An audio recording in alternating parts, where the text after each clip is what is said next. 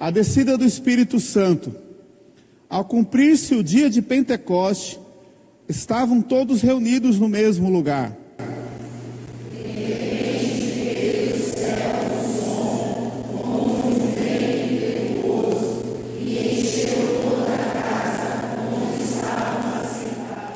E apareceram distribuídas entre eles línguas como de fogo, e pousou uma sobre cada um deles. Todos ficaram cheios do Espírito Santo e passaram a falar em outras línguas, segundo o Espírito lhes concedia falar. Ora, estavam habitando em Jerusalém judeus, homens piedosos, vindos de todas as nações debaixo do céu.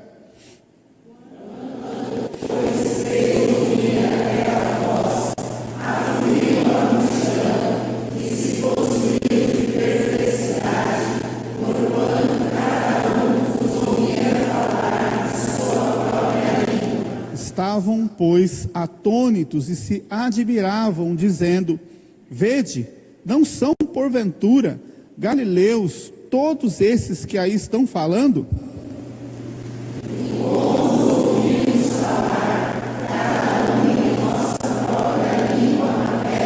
Somos partos, medos, elamitas e naturais da Mesopotâmia, Judéia, Capadócia, Ponto e Ásia.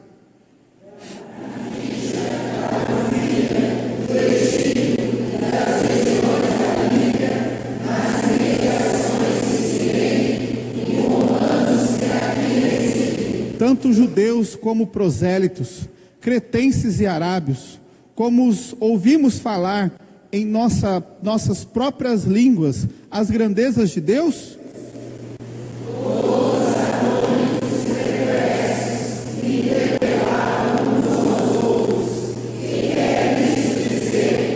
Outros, porém, zombando, diziam: estão embriagados.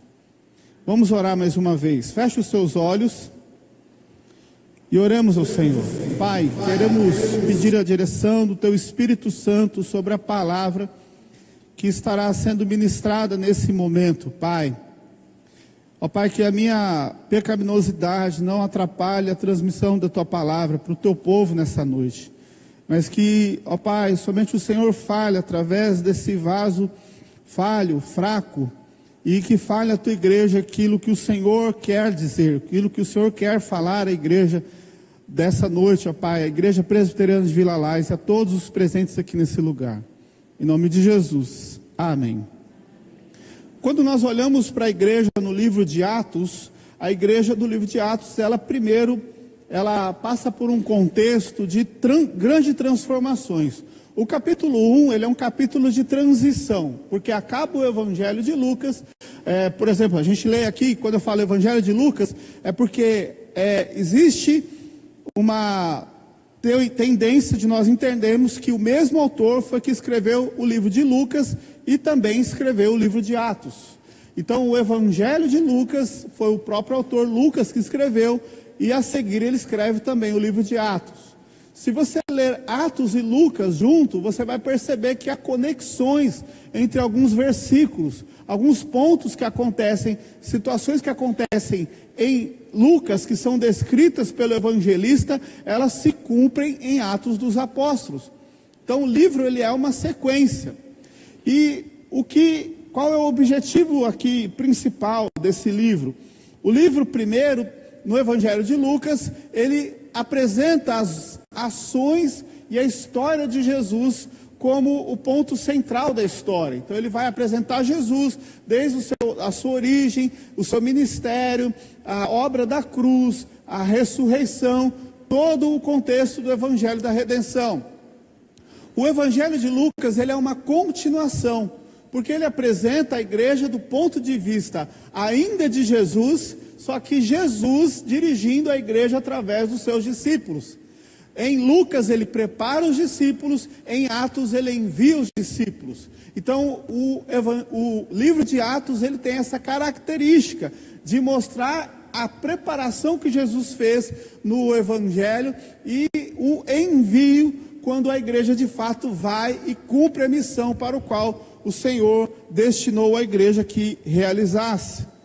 Então a gente, quando olha o livro de Atos, por exemplo, ele tem algumas temáticas que são muito importantes. A primeira temática é a missão e os mensageiros. Então Lucas é sobre tudo que Jesus começou a fazer e ensinar, e Atos é o que Jesus continua fazendo agora, através dos discípulos, pelo poder do Espírito Santo. Então, o grande diferencial aqui é que no início eles estavam com Jesus, físico, material, humano, só que agora eles não estão mais com Jesus, mas eles agora têm a ajuda de quem?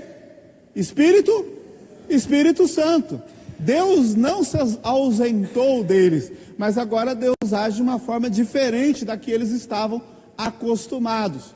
Quando nós estudamos a Bíblia a partir do Antigo Testamento, a gente vai perceber o seguinte: no Antigo Testamento, o Espírito Santo agia sobre os servos de Deus. Então o Espírito Santo, ele vinha sobre Sansão e dava uma força descomunal para Sansão. O Espírito Santo vinha sobre Moisés e dirigia Moisés para que ele conduzisse o povo à terra prometida. O Espírito Santo vinha sobre Davi, dava graça e sabedoria a ele. O Espírito Santo vinha sobre os profetas, e quando ele vinha sobre o profeta falava para o povo era impactado pelo poder de Deus, e a obra de Deus era realizada. A partir do Novo Testamento, a mudança de ação do Espírito Santo, porque agora a igreja recebe a presença do Espírito Santo nela. Não era simplesmente uma ação sobre, pontualmente falando, que conduzia um indivíduo, mas agora a ação do Espírito Santo era sobre todos os discípulos, sobre toda a igreja. E a igreja hoje, ela é a igreja de Cristo, ela continua viva, ela continua atuante, ela continua fazendo a obra de Jesus na terra, porque ela é conduzida pelo Espírito Santo de Deus, amém? Nós somos conduzidos pelo Espírito Santo. Então o livro de Atos trata essa temática da missão do mensageiro, capacitado pelo Espírito Santo. Ela vai tratar o propósito soberano de Deus na criação, ou seja, cada detalhe em Atos, a gente vai percebendo a mão de Deus ali, soberana, regendo tudo. Os discípulos estavam inicialmente reunidos numa casa, num lugar. Eles poderiam ser descobertos, denunciados, presos e mortos. Só que Deus cuida da igreja de uma forma tão sobrenatural que guarda a vida dos seus discípulos. Muitos morrem, é verdade. Estevão morreu apedrejado e muitos outros também sofreram cárcere, sofreram todo tipo de situações. Mas Deus fazia com que a igreja permanecesse ali, firme, forte, e o evangelho se espalhando cada vez mais, apesar das perseguições. Outra temática de Atos é Jesus, o Senhor e Cristo, que ele agora é exaltado. Então a gente vê a mensagem do evangelho sendo pregado. Pedro sai em direção à multidão, prega, 3.000 se convertem. Quando Pedro anuncia o evangelho para aquelas pessoas, a gente vê a exaltação da obra de Cristo. Não é mais o Cristo galileu, nazareno, aquele Cristo humano, que o servo apenas unicamente, mas agora é o Cristo exaltado, glorificado, o Cristo que venceu a morte, a obra da pregação da cruz, a ressurreição, o poder de Deus sendo divulgado por toda a parte. Ainda assim, Atos mostra para nós o Espírito Santo como guia, agente, capacitador da igreja. Tudo que nós vemos em Atos pareceu bem ao Espírito Santo. O Espírito Santo intervém em determinadas situações. Ou seja, a gente vai vendo ações muito claras e bem definidas do Espírito Santo no meio da igreja. Imagine nós aqui, a igreja está aqui, vai tomar uma decisão, nós oramos e aí a gente poder dizer assim: olha, foi o Espírito Santo que tomou a decisão aqui, amém? E é isso que acontecia no meio da igreja. A igreja orava, intercedia, o Espírito Santo de Deus abriu o coração, abria a mente deles, eles eram cheios do Espírito, porque a dinâmica do Espírito estava presente na igreja. E por aí vai. O evangelho ainda fala das questões judaicas, e o evangelho que alcança os gentios, o texto de Atos, não o evangelho, mas o livro de Atos. Então, olhando nessa perspectiva da igreja dirigida pelo Espírito Santo, em primeiro lugar, eu quero falar sobre a preparação para a descida do Espírito Santo. Então, em primeiro, a gente vai observar como foi o processo antes do Espírito Santo. Porque a igreja primitiva, ela tem os dois momentos, antes do Espírito Santo e depois com o Espírito Santo. Existem igrejas que estão ali, presentes, fazendo o papel, mas ainda precisam passar pela experiência de viver a realidade do poder do Espírito Santo. E eu vou mostrar por que isso. Então, por exemplo, a igreja antes do Espírito Santo, como era a igreja de Atos? Era uma igreja obediente às ordens de Jesus. Vamos para Atos capítulo 1. Vamos lá, Atos capítulo 1, versículos 4 e 5. Olha o que diz o texto bíblico aqui. Leia comigo. E comendo com eles, determinou-lhes que não se ausentassem de Jerusalém, mas que esperassem a promessa do Pai, a qual disse ele: de mim ouvistes. Porque João, na verdade, batizou com água, mas vós sereis batizados com o Espírito Santo, não muito depois destes dias. Então, qual que é o contexto da igreja aqui? Jesus estava com os discípulos. Só que Jesus disse para eles que partiria. E no momento em que ele partisse, qual era a ordem de Jesus para a igreja? Vocês têm que fazer o quê? Esperar. Por que eles tinham que esperar? Porque tinha o momento certo da igreja agir. Então, a igreja antes do Espírito Santo era uma igreja obediente, porque eles estavam esperando, todos estavam reunidos. Agora, olha que interessante, Atos capítulo 1, versículo 14. Vamos dar uma olhada agora nesse versículo. Atos 1, 14. Todos estes, peraí, deixa eu ver se estou lendo certo. Todos estes perseveravam unânimes em oração com as mulheres, com Maria, mãe de Jesus, e com os... Ou seja, quem que estava aqui? A igreja toda. Estava a mãe, estavam os irmãos, estava a turma inteira. Só que essa igreja estava reunida numa casa, 120 pessoas, 120 pessoas, reunidos em uma casa. Só que essas 120 pessoas estavam fazendo exatamente o que Jesus mandou. Jesus mandou eles fazerem o quê? Esperar. É aí que está. Uma igreja sem o Espírito Santo, mas era uma igreja obediente à palavra de quem? De Jesus. Que coisa interessante, né? Uma igreja pode ser bíblica, mas ela não ter o Espírito Santo. Uma igreja pode ser obediente à palavra de Jesus, mas ela não ter o Espírito Santo. Uma igreja pode ser liturgicamente equilibrada e não ter o Espírito Santo. Parece que eu estou falando da igreja reformada, mas eu acredito que existem igrejas reformadas que são obedientes a Jesus, que têm uma liturgia equilibrada, mas que também têm o Espírito Santo. Esse é o desafio para nós como igreja. Irmãos, eu posso transmitir conhecimento profundo para vocês.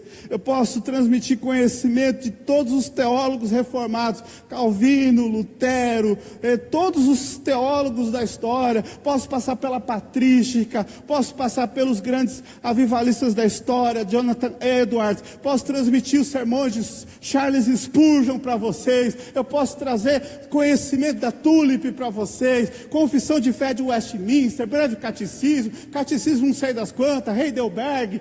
Tudo isso aqui sem o Espírito Santo. E o que é que nós vamos ser? Uma igreja bíblica, equilibrada. Mas isso é exatamente o que nós precisamos? É também, mas não é a única coisa. Que coisa interessante, era uma igreja que obedecia a Jesus. Amém? Vamos repetir? Eles obedeciam Jesus, era uma igreja obediente. Nós estamos aqui obedecendo Jesus. Era uma igreja que era um grupo, era uma comunidade, eles estavam reunidos no mesmo lugar, todo dia. Você acha que vir no domingo na igreja é difícil? Eles estavam reunidos na igreja juntos todo dia, mas era uma igreja sem o Espírito Santo.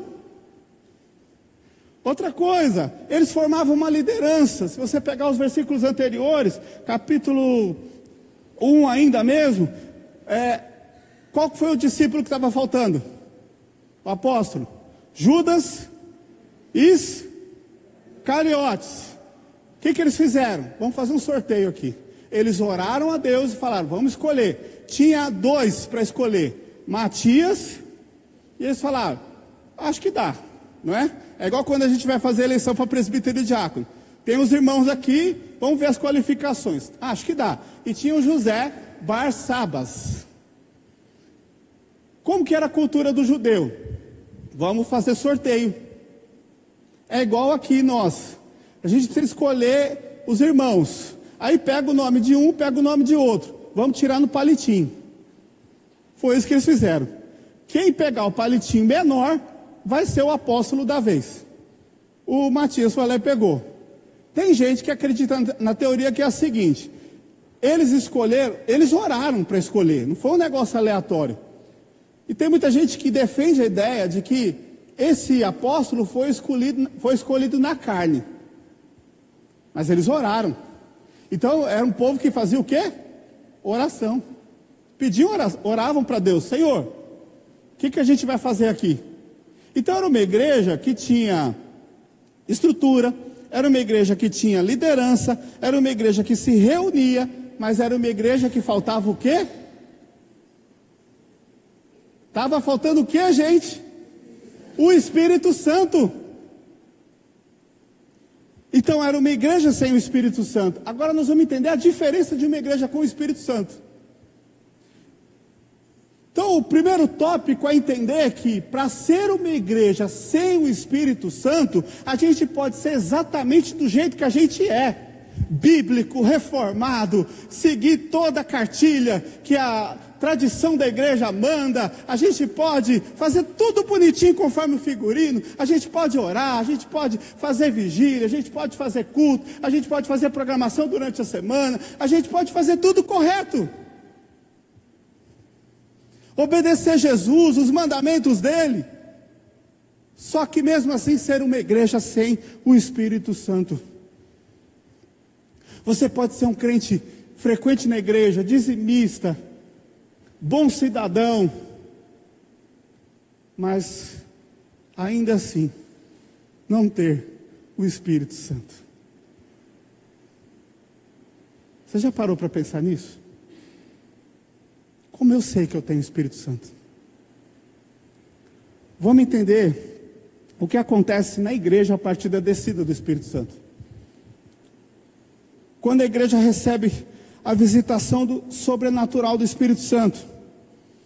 Atos capítulo 2. Vamos ler aqui versos 1 e 2. A cumprir-se o dia de Pentecostes. Estavam todos reunidos no mesmo lugar. De repente, veio do céu um som, como de um vento impetuoso, e encheu toda a casa onde estavam assentados. 3. E apareceram distribuídas entre eles línguas como de fogo, e pousou uma sobre cada um deles. Vamos entender aqui. Ser cheio do Espírito Santo não é o dom de falar em línguas estranhas, que é a visão pentecostal. A visão pentecostal, ela acredita no que eles chamam de batismo com o Espírito Santo.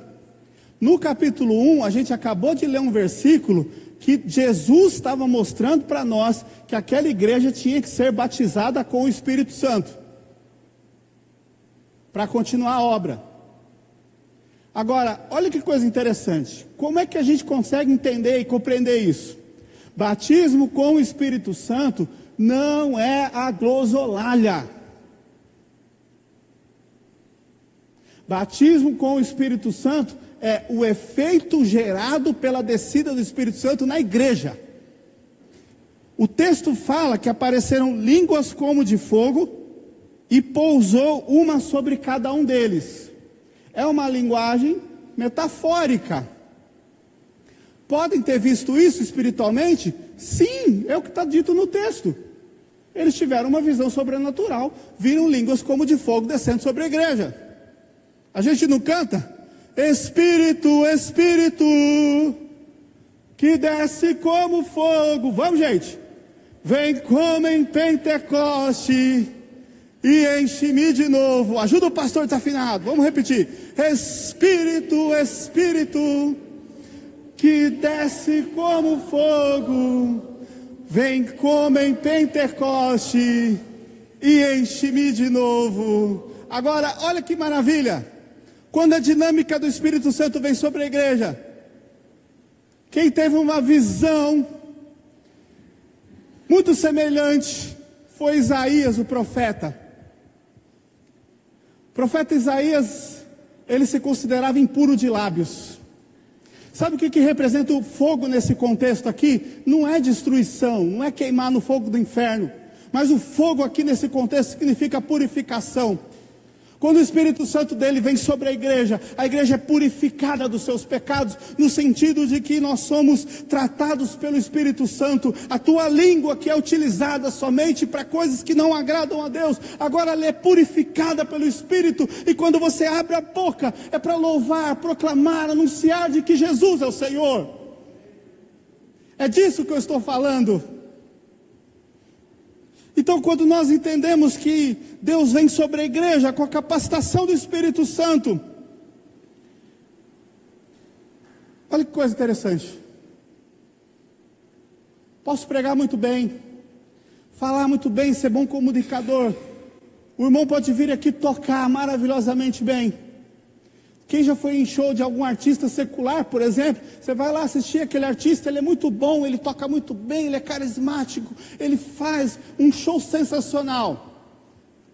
Qual que é a diferença daquele artista ou daquele comunicador, que a gente vê muitos bons por aí, para alguém que é um comunicador cheio do Espírito Santo, ou um músico cheio do Espírito Santo, um servo de Deus cheio do Espírito Santo? É porque talvez muitas vezes o pregador não seja nem lá essas coisas como um comunicador, mas quando ele tem tempo com Deus, e quando do púlpito sai o fogo santo de Deus, as vidas são transformadas pelo poder do Evangelho. Quando um músico toca com a unção do Espírito Santo, os corações são quebrantados para adoração. Quando é só show, carnal, luz, tecnologia, técnica humana, só foi um negócio bonito, não aconteceu nada, ninguém foi transformado. Irmãos, nós precisamos clamar pela ação sobrenatural de Deus sobre a vida da nossa igreja, porque não adianta estarmos tudo bonitinho, cheirosos, maravilhosos, todo culto organizado, arrumado, mas se não houver unção nesses bancos, tudo que nós fazemos é só ritual humano. Como vai ter conversões aqui, se a palavra pregada não tiver unção do Espírito Santo? Talento é tudo que a gente tem como capacidade dada por Deus. Dom é aquilo que a gente faz igual o talento, só que regado com o tempero santo de Deus. Irmão, quando você vai, os músicos da igreja, quando você vai tocar, ora a Deus, fala: Senhor, coloca a unção da presença do Espírito Santo nas minhas mãos. Quando você vai cantar, diga ao Senhor: Senhor, que a minha voz não seja só uma voz que vai ecoar um som como qualquer outro qualquer, mas que seja um som onde a tua presença esteja ali, marcante, para que essa voz toque corações e toque o céu com adoração. Aleluia! É disso que eu estou falando. Então os apóstolos começaram a falar em línguas diferentes, línguas de povos. A igreja ficou perplexa, as pessoas estavam em volta perplexas, porque não era só mero discurso, não era só emocionalismo, não era só sensações humanas provocadas por emoções, mas era uma ação sobrenatural de Deus sobre a igreja. Então aquele povo cheio do Espírito Santo começa a pregar. Versículo 4, todos ficaram cheios do Espírito Santo, passaram a falar em outras línguas, segundo o Espírito lhes concedia, e estavam habitando em Jerusalém, homens piedosos, vindos de todas as nações debaixo do céu. Quando pois se fez ouvir aquela voz, afluiu a multidão, que se possui de perplexidade, porquanto cada um os ouvia falar na sua própria língua. Quando uma igreja cheia do Espírito Santo, o nome de Jesus é proclamado. Por que que a maioria das igrejas, hoje, elas estão estagnadas? E eu vou falar no contexto presbiteriano, porque é fácil falar das igrejas lá fora. Eu quero falar das igrejas aqui dentro, que é a nossa casa que a gente conhece. Sabe por quê?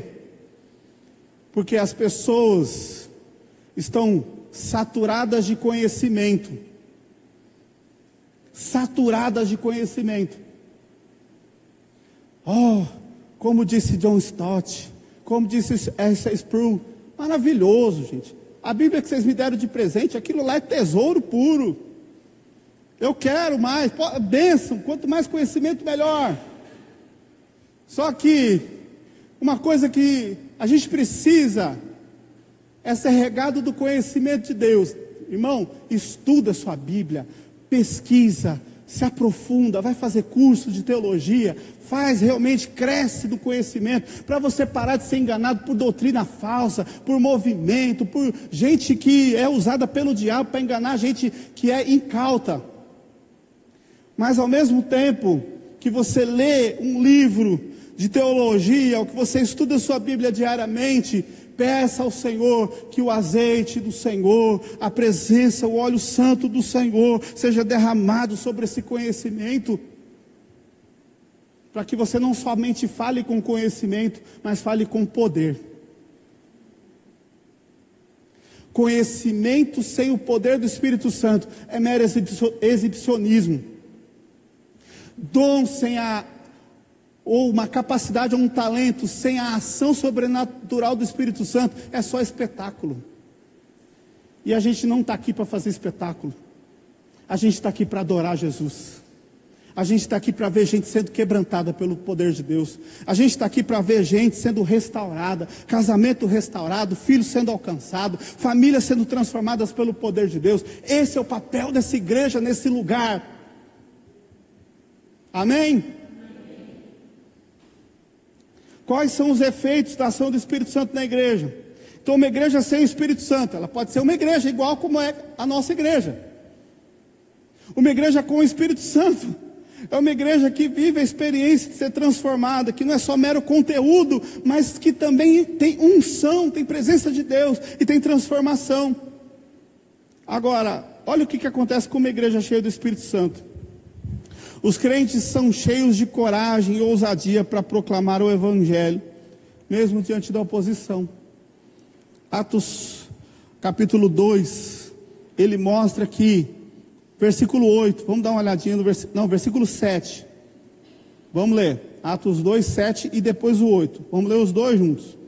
Estavam, pois, atônitos e se admiravam, dizendo: vede, não são porventura galileus todos esses que aí estão falando? E como os ouvimos falar, cada um em nossa própria língua materna?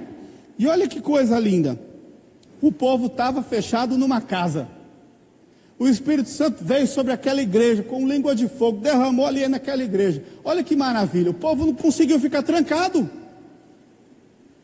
Gente, quanto menos a gente tem de Deus na nossa vida, mais a gente se esconde. Vocês já perceberam? Tem igreja, eu não sei se vocês já foram visitar a igreja assim. Dia desses eu encontrei um amigo, que foi o seguinte, ele foi visitar uma igreja, e aí quando ele foi visitar aquela igreja lá, ninguém primeiro cumprimentou ele. E ele ficou ali na igreja, estava ali no culto, ninguém nem se aproximava. Aquele culto assim, não é? Aquela coisa bem fria. Terminou o culto, ninguém chegava nele. Quando ele estava chegando na porta, um diácono abordou ele. Boa noite, ele, boa noite. Já estava quase no carro. O diácono chegou e falou assim para ele: o que você veio fazer aqui? Ele falou: vim no culto. Ah, tá. De onde você é? Parecia blitz. E olha que a gente tem os diáconos policial aqui, não faz isso. Né, amor? Não chega dando blitz. O irmão chegou: o que o senhor veio fazer aqui? O interrogatório. Esse irmão mandou uma mensagem, ele falou comigo, eu encontrei ele na igreja da Pé, ele falou assim para mim: Marco, você não vai acreditar, Marco. Parecia que eu tinha cometido um crime. Sabe o que está acontecendo? O povo está tão fechado dentro dele mesmo. E a gente só vê a igreja morrendo, porque as pessoas se esqueceram de que não adianta nada conhecimento se a gente não tiver transformação de vida. A palavra tem que fazer sentido para você, não só no sentido do conhecimento, mas a ação do Espírito Santo é o que me transforma. Quando eu olho, a Bíblia diz: isso é pecado, e eu começo a mudar o meu comportamento, e eu começo a tirar as coisas que são pecado da minha vida, eu começo a ter atitudes diferenciadas. Agora, uma pessoa entrou aqui, irmãos, todo mundo tem que chegar a abraçar. Quem que é você? Mas não é interrogatório não. Vem cá, meu filho, vem cá, minha filha. Ó, nós temos uma UPA maravilhosa, nós temos uma mocidade abençoada, nossas crianças aqui é tudo cheia do fogo. Ó, nossa UPH aqui, os homens gostam de cozinhar um macarrão de primeira. A nossa mulherada aqui é só festa, alegria, que a mulherada de Deus, segunda-feira reúne para orar no Google Meet. Mas estão orando, aleluia. E sabe o que é isso? É a dinâmica do Espírito Santo na vida da igreja. É uma igreja que eu falo: nós, irmãos, precisamos acolher com todo amor. Quem entrar por essa porta tem que se sentir amado, tem que sentir a presença de Deus, tem que ver pegar fogo nesse púlpito, mas tem que sentir o abraço de uma igreja que ama. É assim que as pessoas são transformadas. Hoje, nós melhoramos muito no acolhimento, amém? Mas não está bom ainda não, tá, gente? Nunca vamos se conformar, tem que achar, o que a gente pode fazer de melhor? Faltou fulano aqui na igreja, cadê a Eliana? Não está aqui na igreja, vamos ligar para a Eliana, todo mundo manda mensagem para a Eliana, e assim, é cuidar. Cadê o Edilson? Cadê a Carla? Vamos mandar mensagem para eles. Por quê? O acolhimento não é só na hora que chega. O acolhimento tem que ser antes, durante e para sempre. O irmão está passando luta, dificuldade. Olha, estou sofrendo, estou desempregado, tem alguém na minha família doente. Irmãos, vamos juntar, orar, clamar, pedir a Deus. Vamos orar ao Senhor para que Deus faça milagre. Porque é o Deus que é o Senhor dessa igreja.